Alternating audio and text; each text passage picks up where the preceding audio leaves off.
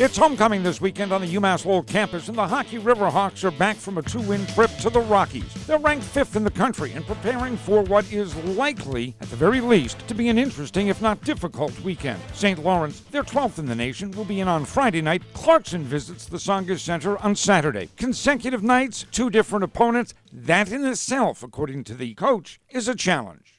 Yeah, it certainly is, because you've got 2 different game plans. Obviously, I'm focusing on the Friday game plan. I've left my assistants to handle the Saturday game plan, but you delegate that way because there's an awful lot of information to cover.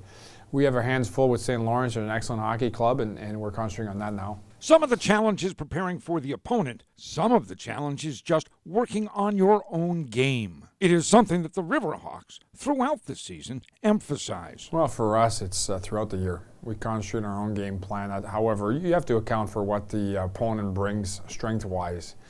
And this team's got plenty of strengths. They've gotten off to a great start.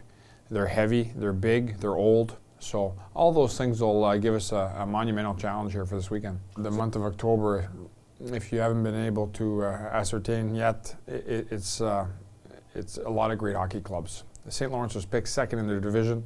In the ECAC, Clarkson was picked 4th in the preseason polls.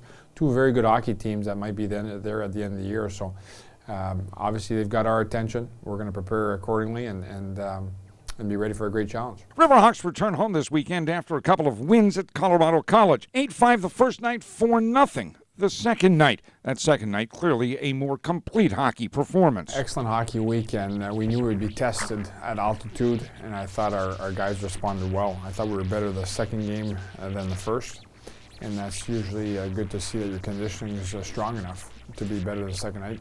Yeah, for us, it's certainly a 5-man attack.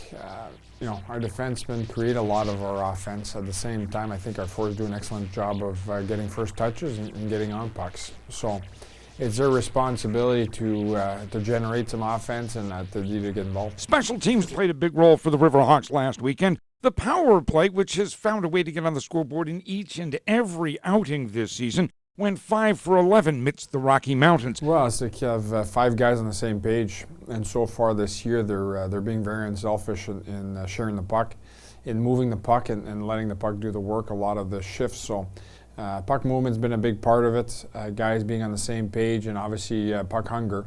If you can match the penalty killer's will and desire, you usually have success. The penalty killing unit, which had struggled early, killed off 12 of 13 shorthanded situations. Yeah, we took a step in that area, and you need to with the number of penalties and power plays. So we took a step, and hopefully we can keep that momentum going. As mentioned earlier, this is homecoming weekend at UMass Lowell, and the thought of that brings a smile to the coach's face. I love homecoming. I think it's great for all the fans. It's great for former alumni to come back and enjoy the festivities around athletics.